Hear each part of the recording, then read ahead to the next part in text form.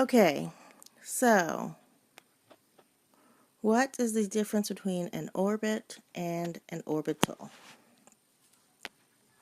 If you recall, we said that an orbit is its set path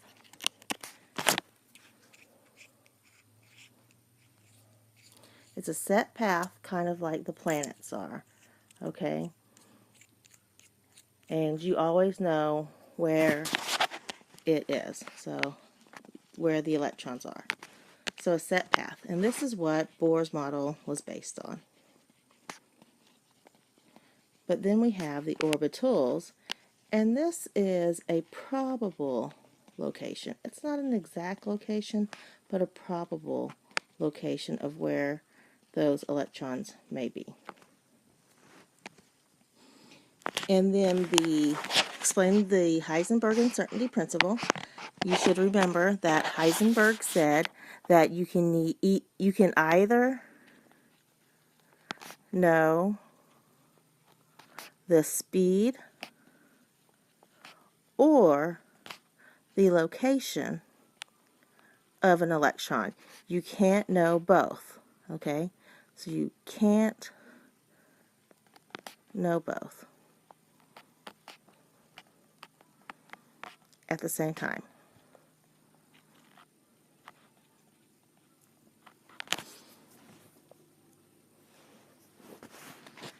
Okay, so next what we're going to talk about is we are going to talk about the electron model, or the address of electrons, how to figure out where an electron is. So when we left last time, we said that there were 7 energy levels.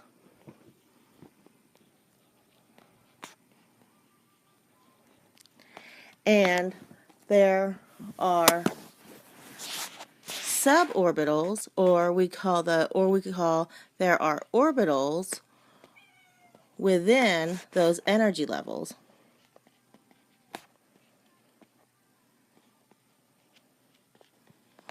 Okay? And those orbitals are the S, the P, the D, and the F. And this is increasing in energy.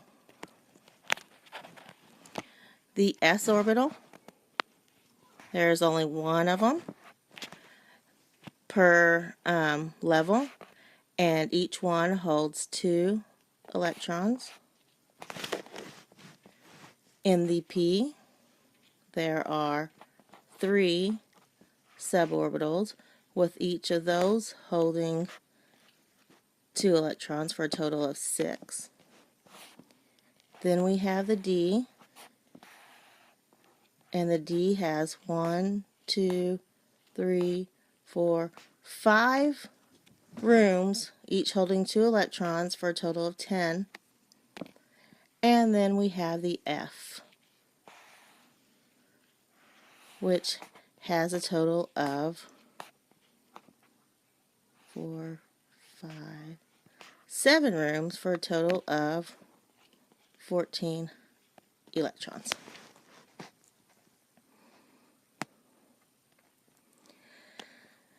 Now, if we are to think about, I'm going to draw just a cutout here of like a quarter view of an atom. So if this was my nucleus, then I would have 1 energy level, 2 energy level, 3 energy level, 4, 5, 6, and 7. Okay, and as we go from the nucleus out, we are increasing our energy. So within this one energy level, it holds 1 orbital. It only holds the s orbital. Energy level 2 is a little bit bigger, so it has an s and a p orbital. Energy level 3 has an s orbital, a p orbital, and a d orbital. Then we get to level 4, and level 4 has s, p, d, and f. And then we get to 5, and again, S, P, D, and F. What we're going to see is that the electrons, or the orbitals, the d orbital, the 3d orbital, okay, so this orbital and this orbital on 4s, they overlap. And they are sharing in the same space. And what they found is that the s orbital, it's easier to fill an s orbital up with 2 electrons than it is to fill this d orbital up here with 10 electrons. So it's less energy for s than we do have in 3d. Okay? So the next thing I want to do is I'm going to draw the periodic table. Okay, so a periodic table, roughly, do not judge my drawing skills. We have here,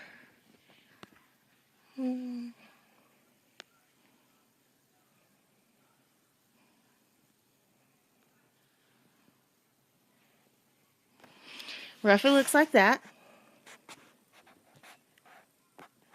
We have energy level 1, energy level 2, energy level 3,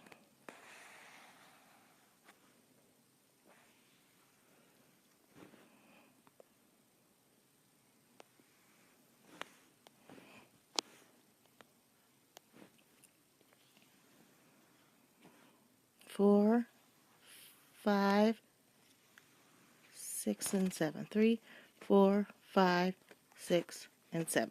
And then we have these ones way down here.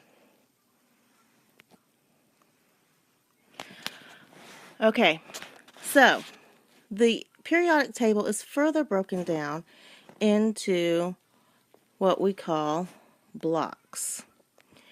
And what these blocks represent, each block represents the orbitals on the periodic table, or in the atom. So this is my s orbital. This is a p orbital, except for helium, it's an s. Then this is d, and then this is f. Okay, so these represent our blocks. And I like to read the periodic table starting up here at the very top and then reading it from left to right, going down each line like you would a book.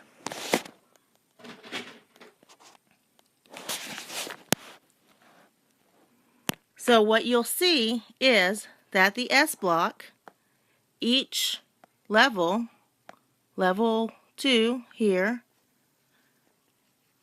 can hold 2 elements, which means there are 2 electrons total. We see that in the P block has a total of 6, and so forth and so on. Now, because the 4s orbital, and this reads just like it would for the energy, how much energy it has, because the 4s orbital has less energy than the 3d, like I just said a while ago, then what happens is we go from 4s, and then we have the 3d, we have 4d, we have 5d, and we have 6d. So the d orbitals, or the d block, is going to be my energy level that it's in minus 1. Okay? So if this is a fourth energy level, and we're talking about the d block, it's going to be 4 minus 1. So it's going to be the third energy level. For the fourth energy, or for the d, or f, excuse me, these are 2 behind. So the f orbitals, when they start the energies, it's going to be the energy levels that it's in minus 2. Okay, so F starts right here. This is where the F block starts. It's this little pullout. So if it's an energy level 6 and we minus 2, then the F energy level starts at level 4. And we have 5. 6 and 7 do not have, we do not have a 6D, or sorry, a 6F, nor do we have a 7F, because those elements have not been found yet. Okay, so let's go through some of these slides real quick.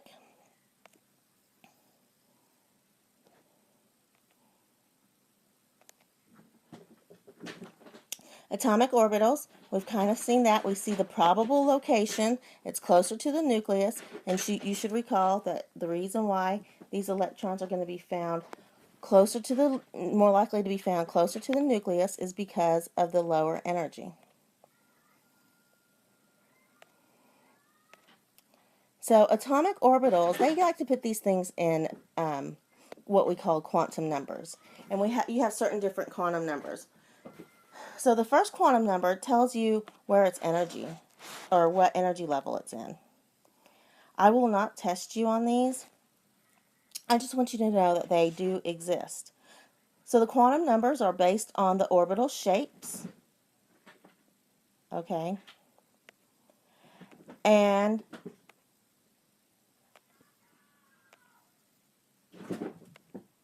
then we have the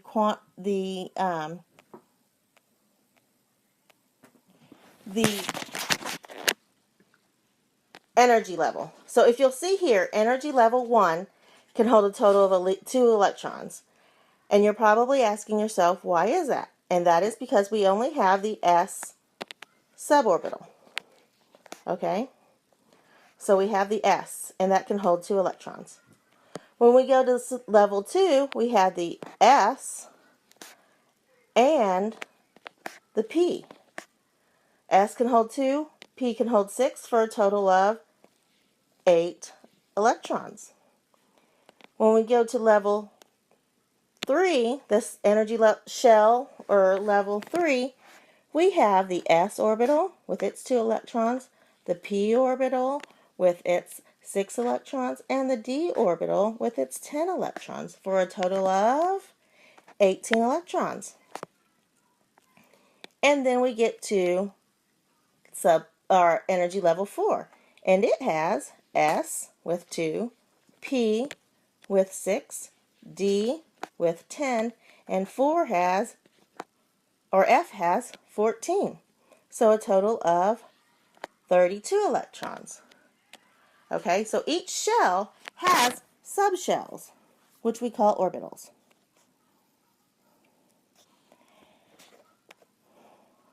Now, quantum numbers will tell you about the angular, or the shape of the orbital. So whether it's a sphere or a dumbbell or flower. And it will also tell you the orientation around the nucleus. Is it a positive or a negative, or a 0, or -1, or -1, or +1? All of these numbers tell you something specific about that electron, and I won't test you on that. But you are expected to know that electrons have 2 different spin states. It has a forward or upward spin state and a backward spin state. And that will tell me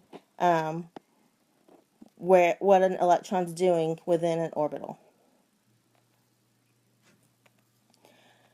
So now that we know about the S, the P, the D, and the F, now it's time to configure these electrons. So the very first thing you need to know is that the ground state electron, is what we're going to be talking about most of the time. That is the most stable electron configuration. And that is because it has low energy. We want to have the lowest amount of energy that we can have. So an electron configuration is the arrangement of the electrons in an atom. If you see something that is not a ground state configuration, something that I have showed you, or it violates some of these rules I'm going to talk about, then we are now talking about an excited state.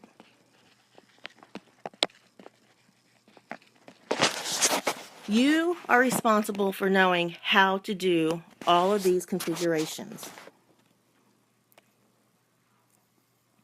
So the first thing we're going to talk about is the Aufbau principle. The Aufbau principle says that electrons are going to occupy the lowest energy level first. So when electrons start filling up, these are all orbitals here, okay? We have the s orbitals, we have the, and this is the energy, or the shell. So this is in shell 1, shell 2, shell 3, and shell 4. And then these are the suborbitals within those shells. We have the S for shell 1, the P and the S for shell 2.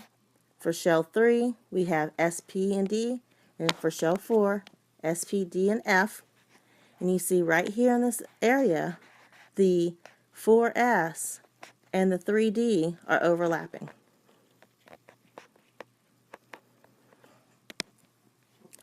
So electrons are going to occupy the first lowest energy level first. And I am going to denote electrons as arrows. And that's telling me which way is it spinning. Does it have an upward spin or downward spin? Okay, so first electron will go there. This represents, what I have just drawn right now, this represents hydrogen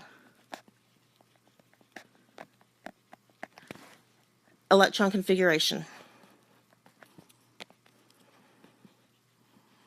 If you look at hydrogen on the periodic table, it has 1 electron, which means I would have 1 arrow. Now, if I were to add a second arrow in here, we have opposite spins, and so it's going to come down and it's going to do that. But I no longer have hydrogen. I now have helium. 2 arrows, 2 electrons, and that means it's helium. If I add another arrow, I go up an energy level, and now I have 3 electrons, which means now I have lithium. And these keep going on and on, filling up these rooms. So some of the rules that you're going to have to know is that the poly exclusion, so we know the Aufbau. Aufbau says that we're going to fill up the lowest energy levels first. And I like to call this the lazy man rule. So I am lazy. You can call it the lazy Miss White rule. But if I book a hotel room and say this hotel has no elevators, okay, so we're living back in the 1800s, has no elevators, and then I'm going to request a room closest to the floor, or to the ground, where I do not have to walk up the steps. So if the first level is full, then I'm going to go ask for a room in the second level. If the second level is full, then I'm going to go up to the third level and keep on going. So we want to fill up the bottom first and go out.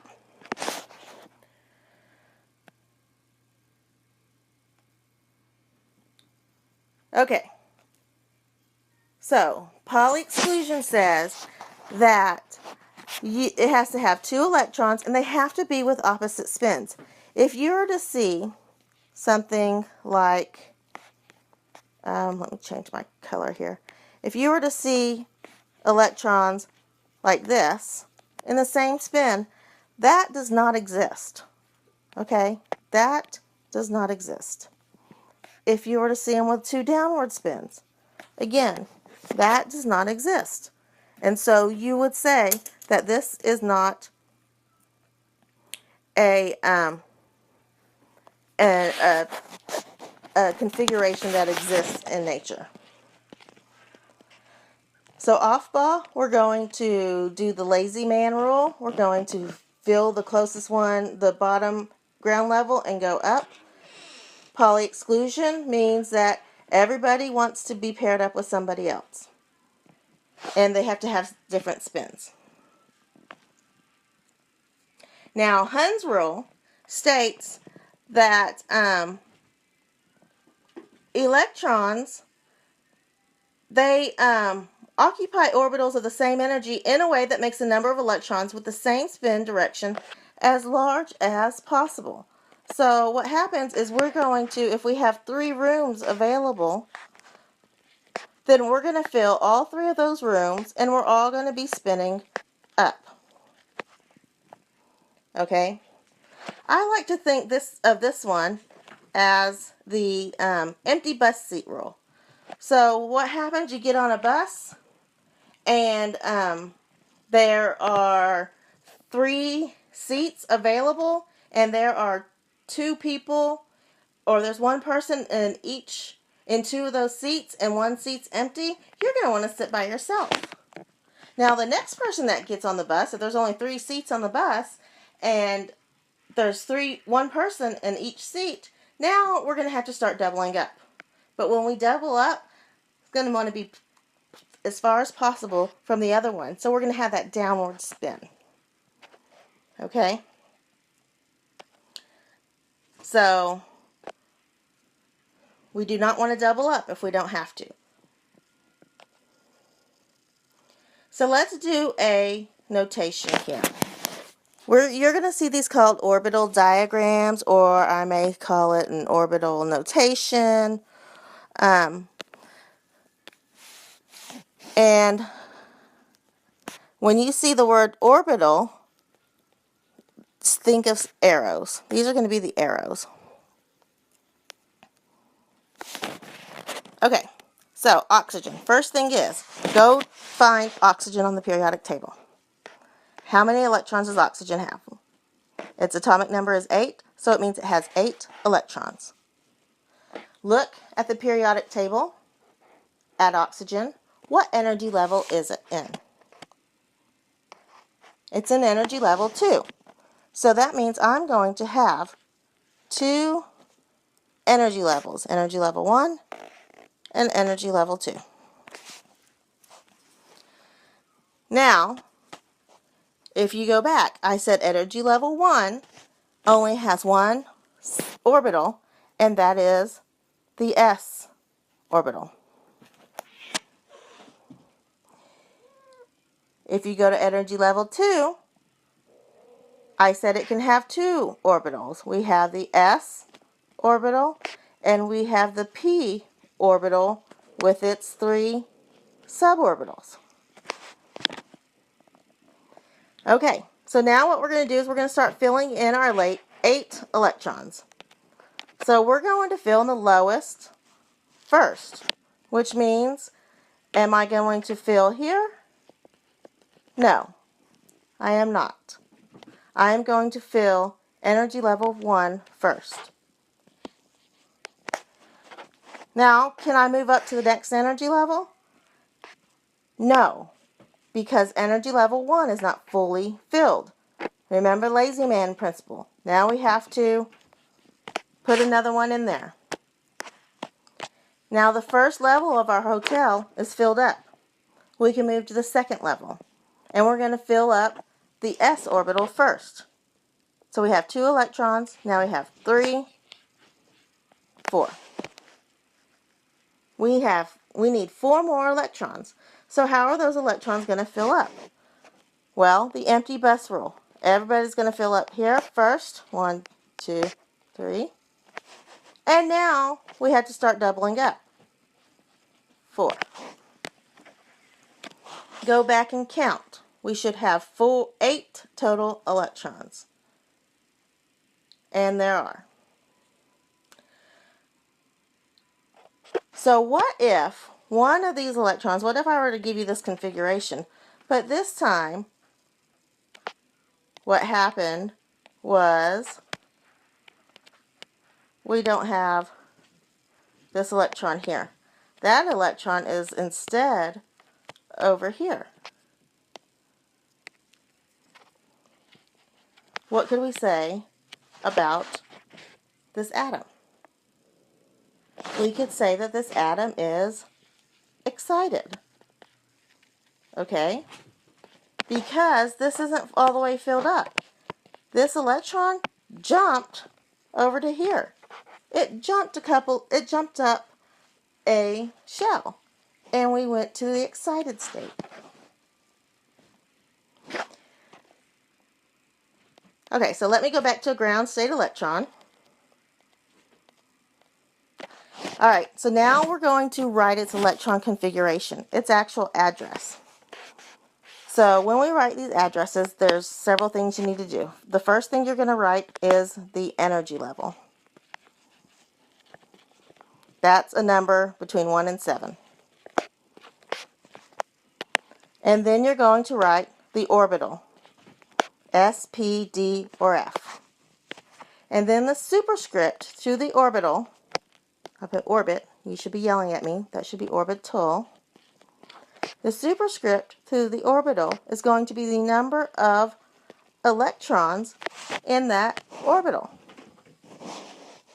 So let's try writing this one out for oxygen. We have energy level. We're going to start at the very first one, 1. Okay, it's an S, and we have 2 electrons. Next, we go to energy level 2. We have S, and it has 2 electrons. Next, we go to energy level 2, and it has orbital P, and we have a total of 4 electrons. And this is what we call the electron configuration. So if I say to write the electron configuration, this is how you would write it. There are several things I want you to see here. Is that 1, you know, when you're younger and you would have those little maps that say start here and it's a maze and you have to try to get your way out of there. That's how I kind of consider all of this information up here. Okay? Or even what we had made up here in the orbital. That's all the information I need to get to Grandma's house. But say you're at Grandma's house and I'm pretty good with maps or something, with Siri's going to help me get there, and you say I say just go ahead, drop a pin there, and you drop a pin there. When you drop a pin, this is what you're telling me. Okay?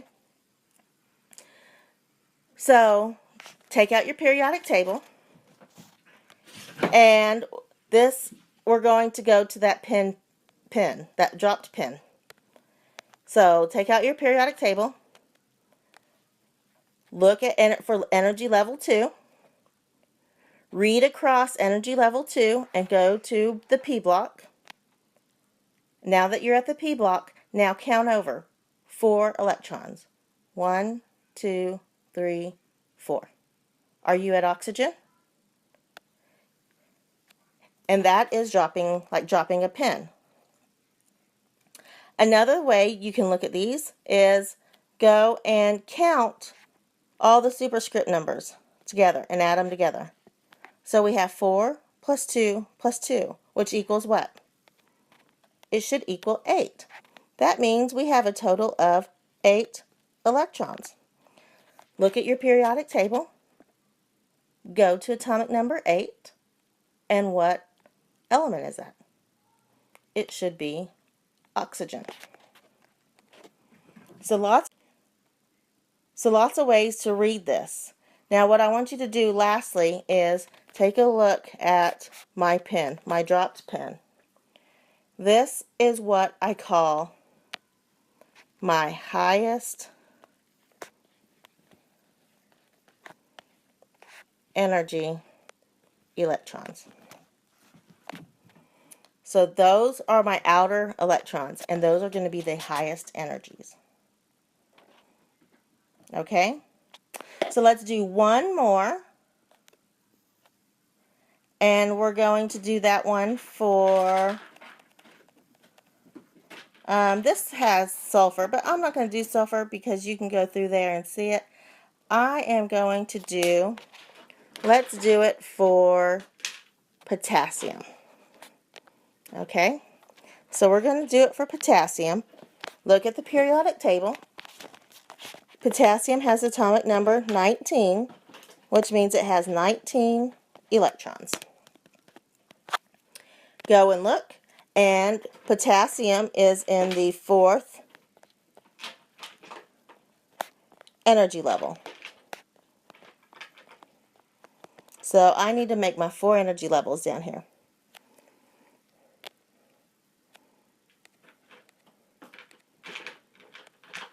So, energy level 1. Energy level 2. Energy level 3.